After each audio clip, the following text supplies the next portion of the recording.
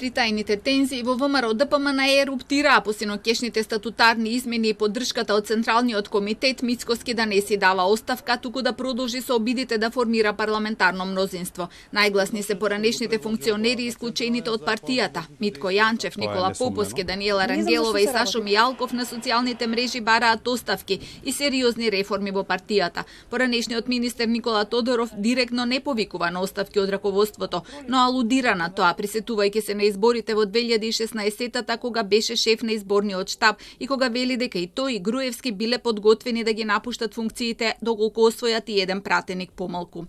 Ни треба силна, прогресивна, европска централно десна народна партија базирана на инклузивност, а не на исклучивост, поставена на модерни постулати, на умерен патриотизам, целосно ослободена од екстремниот национализам и популизам. Деновиве е гласен и поранешниот директор на УБК кој беше исклучен од партијата за време на превирањата околу референдумот и уставните измени. Христијан Мицкоски највисокото раководство околу себе става стаклено звоно и ја игнорира реалноста. Повторно со некакви математики кои се разбирливи само за нив креираат лажна слика и живеат во еден лажен свет. Добар дел и од блиските не веруваат во ова, но се плашат да кажат дека со политиките кои ги водеа не успеа да обезбедат поддршка од граѓаните.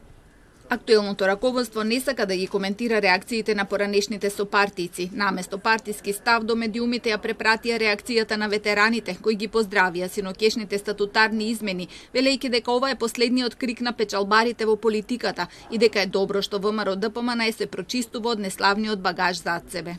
Интересно е како доктор Смрт и главната глава на режимот станаа најпосакуваните ликови на Зоран Заев.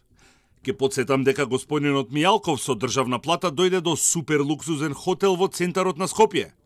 Интересно е да одговори која е таа сила која му овозможува закрила и мистериозно ги става во фиока сите предмети кои се отворија против него. Дали тоа што е најдобар другар со Вице Заев му овозможува купување на слободата? На Мијалков му се важни ЕУ и НАТО колку што на Пабло Ескобар му биле важни демократијата и принципите.